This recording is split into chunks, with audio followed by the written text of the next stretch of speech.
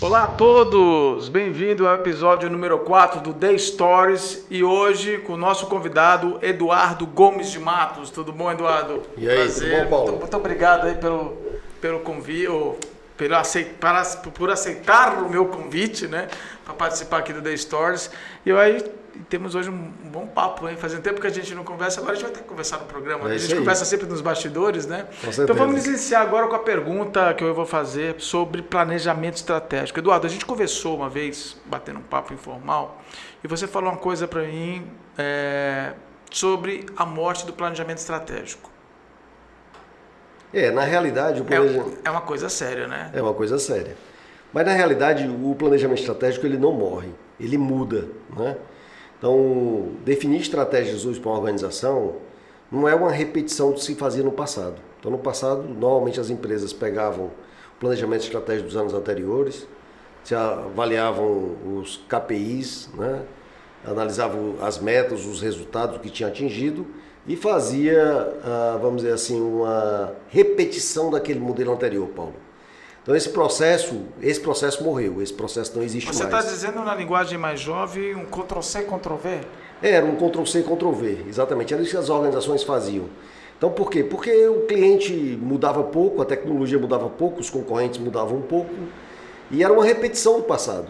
Então se pegava o passado e se repetia porque não existiam novos modelos de negócio, não existiam as startups. Então aquele modelo anterior de planejamento estratégico realmente ele morreu. O modelo novo hoje é um modelo que a gente chama muito mais fluido. É um modelo onde eu busco ser ambidestro, onde eu não busco olhar tanto a concorrência, onde eu busco muito mais criar valor para o meu cliente do que olhar a concorrência, onde eu tenho que construir horizontes de crescimento, onde eu tenho que construir futuros possíveis e não só um futuro. Então aquele modelo anterior efetivamente morreu.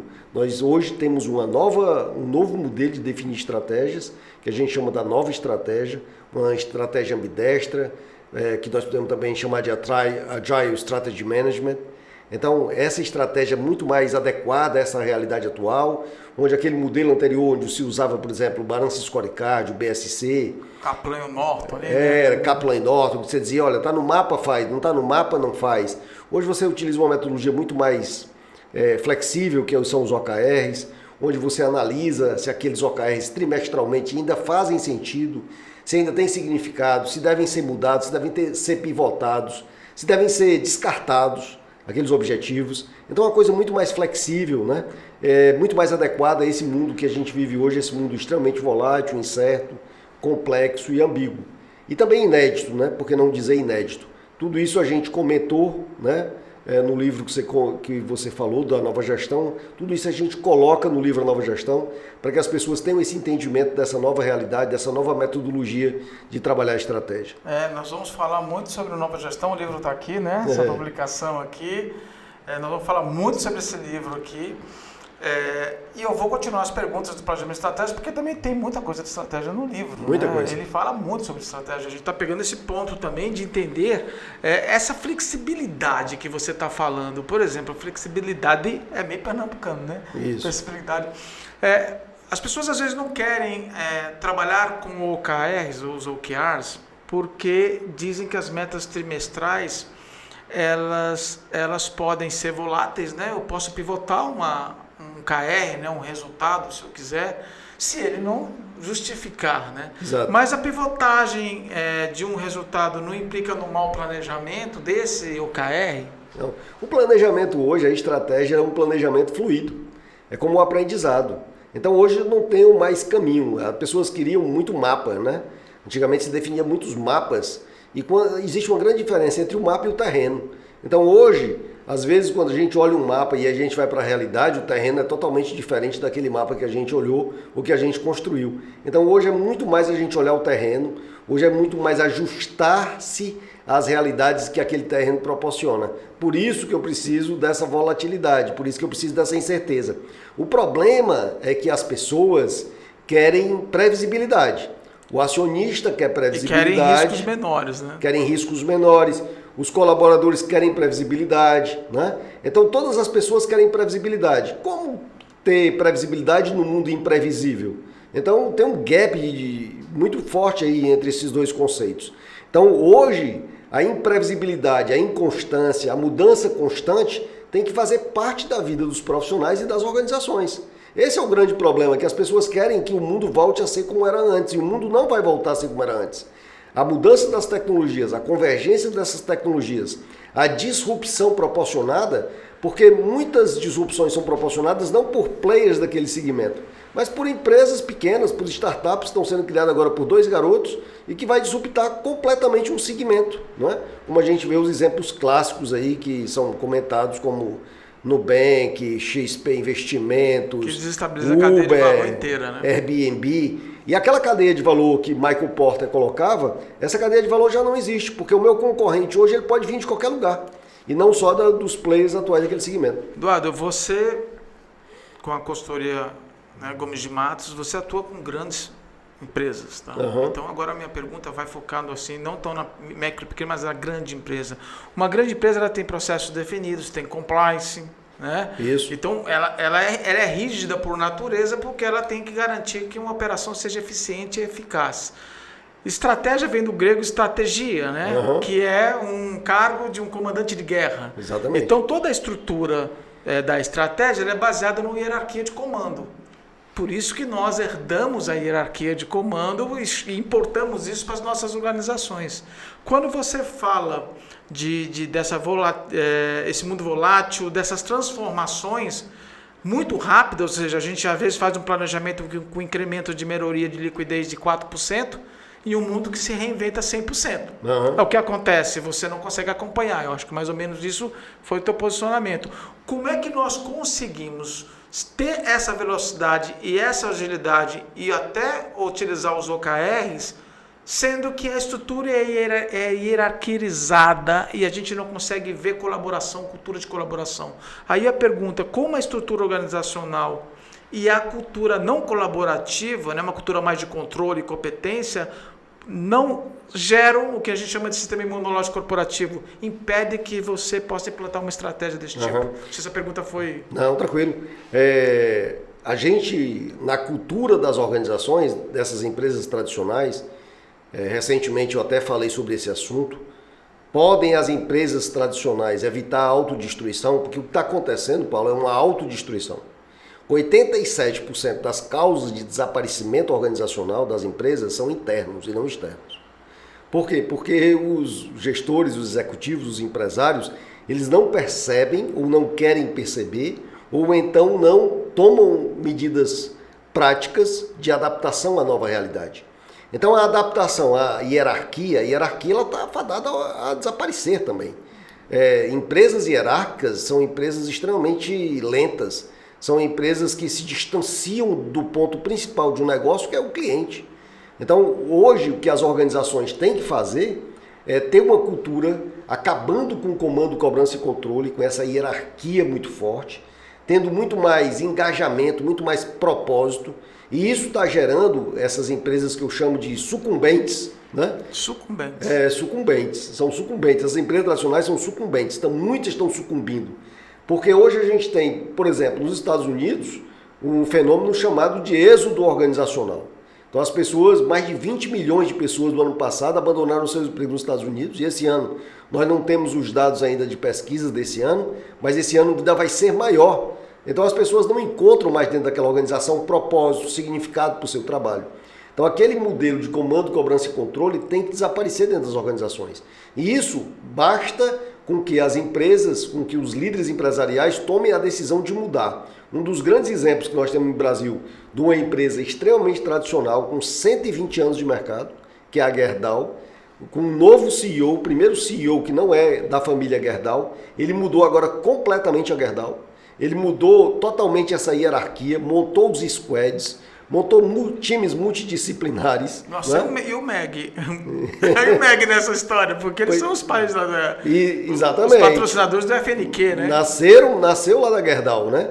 E a Gerdau fez até, inclusive, a transição do escritório central, que nesses 120 anos foi no Rio Grande do Sul, em Porto Alegre, eles levaram agora para São Paulo. Então a empresa ela tem que se adaptar a essa nova realidade. E não só a empresa, né, os profissionais também têm que se adaptar a essa nova realidade, porque se não se adaptarem a essa nova realidade, eles desaparecerão, com certeza. Eduardo, eu conversei com alguns amigos que que sabiam que você ia estar aqui, fizeram algumas perguntinhas aqui. Eu peguei uma perguntinha aqui que fala o seguinte. Eduardo, nós trabalhamos com equipes multidisciplinares quando tem projetos. E normalmente existe conflito entre o espaço de tempo que determinamos para os projetos e o tempo que nós usamos nas suas funções operacionais. Como é que eu faço para poder legitimar uma organização orientada a squads, né, a projeto, equipes que trabalham em projetos, numa estrutura rígida organizacional que eu tenho que brigar com o meu chefe para poder ganhar 5% de horas? Nós temos que trabalhar... João Carlos. Nós temos que trabalhar, João Carlos, dentro de uma realidade totalmente diferente. Nós temos algumas áreas dentro das organizações que exigem compliance. Então, por exemplo, eu tenho uma área financeira do negócio. Eu preciso de compliance nessa área financeira.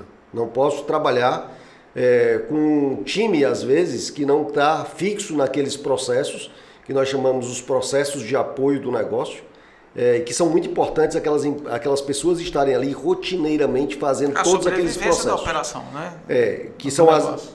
Não diria nem a sobrevivência, Paulo. Eu diria que são as áreas que dão suporte e que precisam de compliance. Então, não tem como eu fugir disso, tá?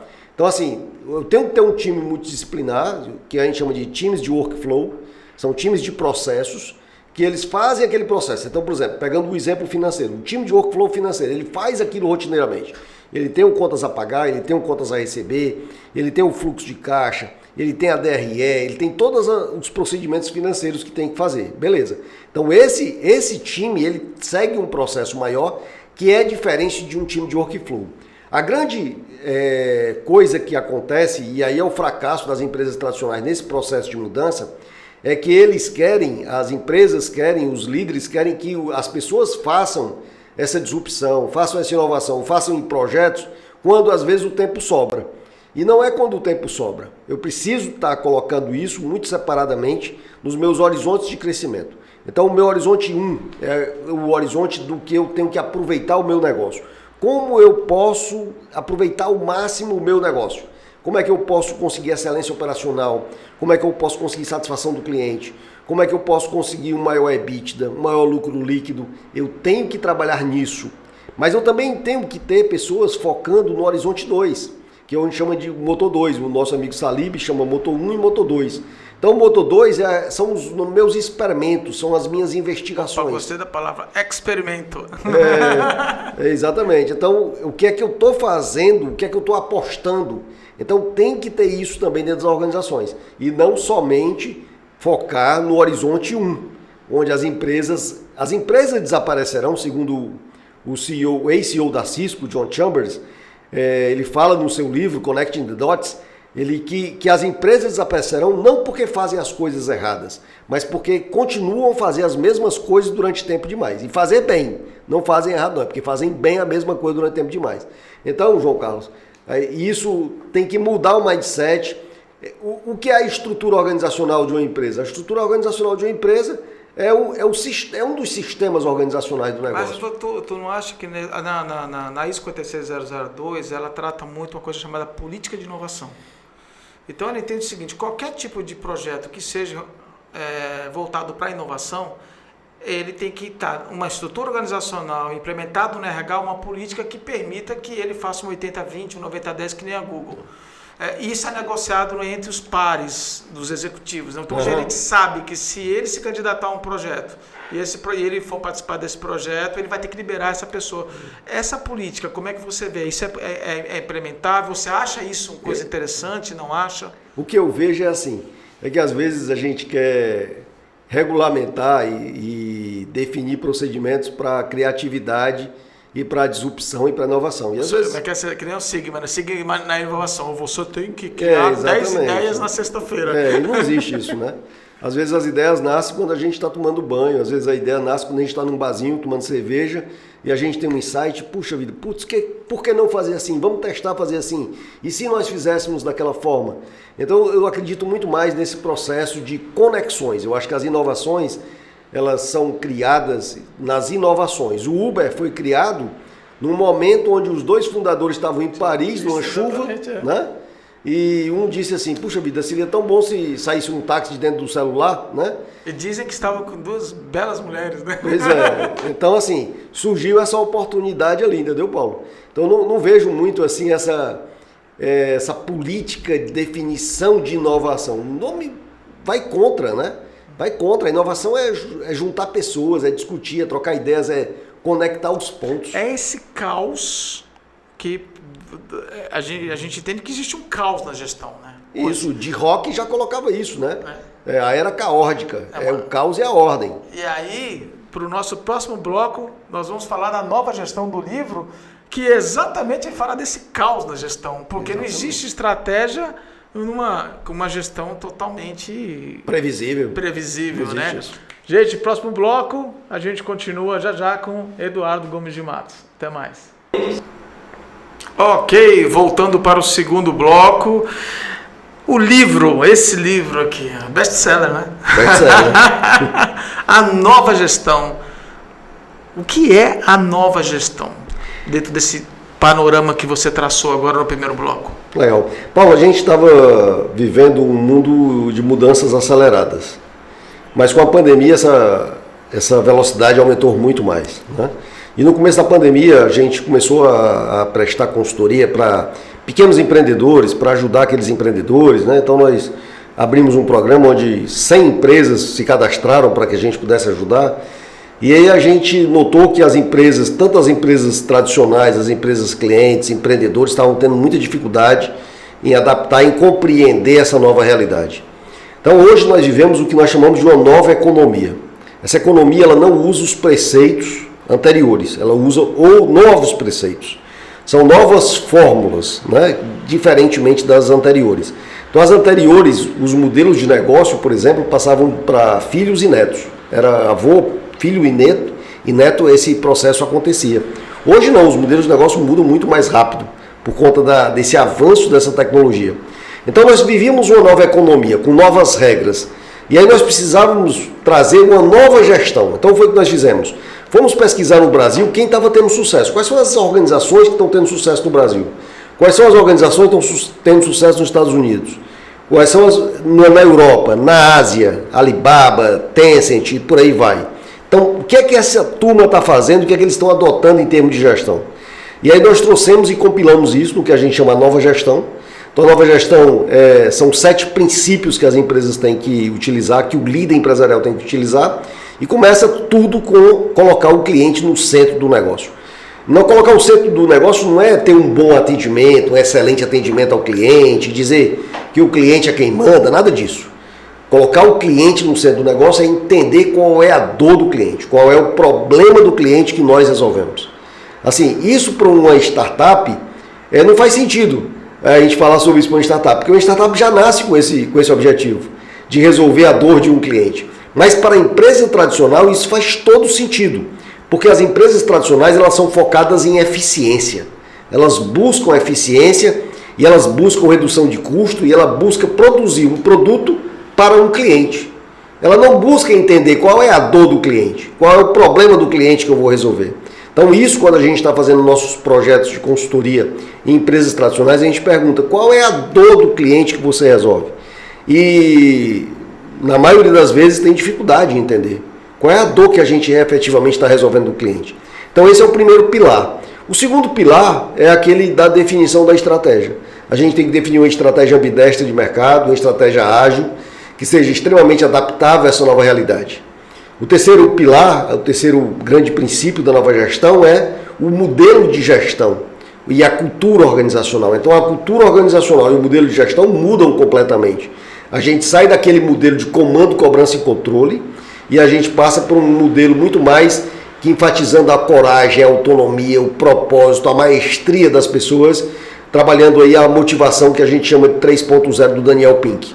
Então a gente trabalha um novo modelo de gestão e uma nova cultura organizacional dentro da empresa. E aí nós vamos para o quarto princípio. O quarto princípio é justamente aquilo que você comentou da estrutura, que foi a pergunta do João Carlos. Isso. A estrutura organizacional anterior, aquela pirâmide hierárquica, aquilo morreu.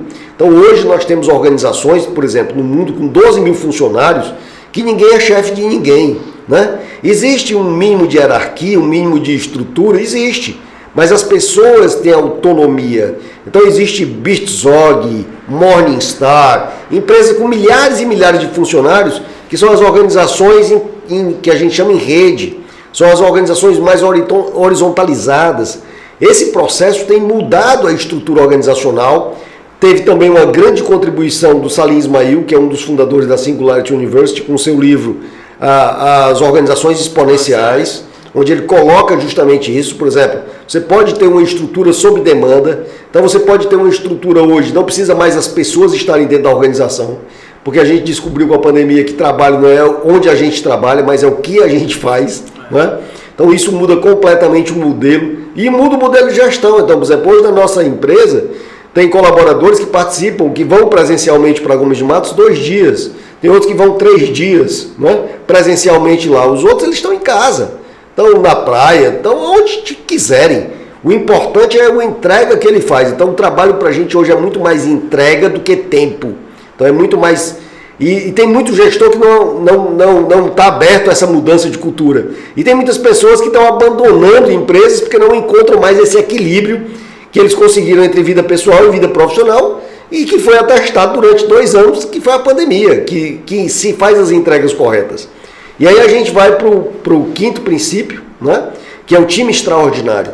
Então nós temos que ter um time extraordinário dentro da nossa organização. Como recrutar pessoas extraordinárias, como selecionar essas pessoas, como desenvolver essas pessoas, como essas pessoas devem desempenhar, como reter essas pessoas dentro da organização. E aí, se não mudar estrutura organizacional, se não mudar a cultura, modelo de gestão, aí as pessoas saem. Você está trazendo a nova reengenharia na pauta? É, mais ou menos isso, né? E aí a gente vai para o 6º princípio, que é a excelência operacional. Eu digo sempre que o negócio é muito fácil, né? Qualquer empresa é baseada em 5 grandes passos. É criar valor para o cliente, atrair clientes, vender para esses clientes, entregar o valor que você prometeu e ganhar dinheiro. Então são essas 5 operações básicas. Então quando eu prometo alguma coisa de valor para aquele meu cliente, eu tenho que entregar. E isso é excelência operacional. Mas a excelência operacional hoje, ela não pode estar desvinculada de eu deixar de ser uma empresa inteligente. E uma empresa inteligente é uma empresa conectada e que trabalha com inteligência de dados. Então toda empresa hoje é uma empresa de tecnologia. Não existe mais uma separação. O setor de TI hoje, e o problema é que as empresas ainda veem o setor de TI como despesa. E como a gente vê como despesa, a gente quer reduzir, quer minimizar, né, quer eliminar. Se a gente visse a TI, a tecnologia, como um ativo, a gente quer aumentar, a gente quer investir. Então a diferença de visão de mindset. E aí eu vou para o último ponto, que é o crescimento e a longevidade. Então são esses 7 princípios, são esses 7 pilares da nova gestão, para que uma empresa tradicional possa se adaptar a essa nova realidade, a essa nova economia que a gente está vivendo. Esse é o grande ponto. Se as empresas não se adaptarem, não mudarem a sua gestão, elas irão desaparecer. A nova gestão, ele é aplicável para qualquer tamanho de empresa? Aplicável para qualquer tamanho de empresa. A gente tem trabalhado com muitas empresas, a gente tem um projeto agora, que é um projeto assim campeão, que a empresa adquire os livros para os seus líderes e eu vou e ministro uma palestra dentro da organização. Nós já estamos com mais de 30 empresas nesses últimos 2 meses aí que eu tive a oportunidade de ir até lá para conversar com os líderes, de mostrar isso, de conscientizar isso para as organizações. Então, assim, para pequenas empresas, médias empresas e para grandes empresas. E a gente tem... E a grande empresa que tem mais desafio, porque a grande empresa tem mais paradigma, a grande empresa tem mais sucesso. Nosso primeiro bloco que diga, né? Exatamente. E o sucesso, ele gera uma coisa muito ruim em cada um de nós. Por quê? Porque a gente imagina que o que nós fizemos no passado para termos sucesso hoje, é o ideal nós repetirmos essa fórmula de sucesso para termos sucesso no futuro. E esse não é o ponto importante, entendeu? Entendi. Olhando aqui, o microempreendedor que está aqui nos assistindo agora, passou por uma situação muito difícil com a pandemia, né? Então, o trabalho que vocês fizeram com esses empreendedores, com essas empresas, trazendo esse novo modelo, foi uma conscientização de não uma era de mudança, mas a gente pode pensar numa mudança de era, né? Mudança de era. Nós estamos, e efetivamente é isso, nós estamos vivendo a 4ª revolução industrial, que é uma mudança do físico, essa integração do físico e do digital, o digital. Então nós estamos vivendo uma nova era, né? Uma nova realidade. É como se a gente estivesse na primeira revolução industrial, nós tivéssemos, vamos dizer, só a força humana e a dos animais para movimentar a economia, e quando mudou, foi criada a máquina a vapor, revolucionou tudo. Hoje nós estamos vivendo essa nova realidade, né? E assim, eu digo sempre uma frase que eu aprendi, que hoje é o dia mais lento do resto das nossas vidas. Hoje o dia mais lento é hoje. Amanhã vai ser mais rápido, e vai ser mais rápido, e vai ser mais rápido. Então cada vez mais vai ser rápido. E essa agilidade, essa adaptação que as empresas e os profissionais farão, porque é justamente isso o meu novo livro que nós estamos escrevendo, estamos finalizando. Opa! Já estamos escrevendo agora o próximo livro, porque o Nova Gestão é assim, prepare a sua empresa para a nova economia. E o próximo livro é assim, prepare-se você para a nova economia. O que você tem que fazer para ter sucesso e prosperidade nessa nova economia? Porque nós vamos ter nos próximos anos, né, e quando eu falo nos próximos anos, é nos próximos 8 anos, nós vamos ter no mundo de 75 milhões a 600 milhões de pessoas que precisarão fazer um processo de reskilling ou upskilling para continuarem a terem trabalho. Para quem não conhece os termos. Isso. Reskilling, gente, é qualificação. Skill é a habilidade. É a qualificação que eu tenho. Então eu preciso me requalificar para o novo mundo do trabalho. E upskilling são as habilidades que eu tenho que fazer para que eu possa subir meu nível de habilidade que eu possa ter. Falando na habilidade, existem alguns paradigmas dessa nova gestão, né? Que é antes a multidisciplinaridade, né? Hoje você trabalhando juntos com disciplinas diferentes, e a outra a multietariedade, que é um problema muito sério nas organizações hoje no mundo inteiro, que é uma pessoa de 65 anos trabalhar com um menino de 19 anos. Como você vê a multietariedade hoje no Brasil? Eu vejo uma grande riqueza. Eu estava numa organização hoje pela manhã e um gestor falou assim, o nosso problema é que nós temos 10 empresas. E eu disse, não, o nosso problema não, a nossa riqueza é que nós temos 10 empresas. Que bom que nós temos 10 empresas no grupo, tá, né? Não, que bom que nós temos 10 empresas no grupo, né? Então, vamos dizer, quando a gente vê as gerações, as pessoas falam nos conflitos de gerações, essa diversidade dentro da organização ela é fundamental para a nova economia, para a inovação, para criar coisas diferentes. Então, quando eu tenho diversidade, seja de sexo, de raça, de cor, de qualquer diversidade que eu tenha, e quando eu tenho diversidade também de idades, essa multietariedade dentro das organizações, de termos geração baby boomer, X, Y, Z, alfa, né? 5 gerações convivendo dentro das organizações, isso dá uma riqueza muito grande para a organização. E a gente aprende, cada geração aprende uma com a outra. Então, extrair o máximo dessas gerações para dentro das organizações é uma riqueza que a gente deve aproveitar hoje. Então, só buscar jovens talentos e abdicar da experiência dos mais... não mais velhos, né? Mas mais experientes. A experiência dos mais experientes é uma coisa que não está dentro da nova gestão, né? Exato. Os chineses, Paulo, eles têm uma frase que eu gosto muito. Eles dizem o seguinte: se você não tem um velho na sua casa, adote um. Então, a experiência ela tem um valor muito grande.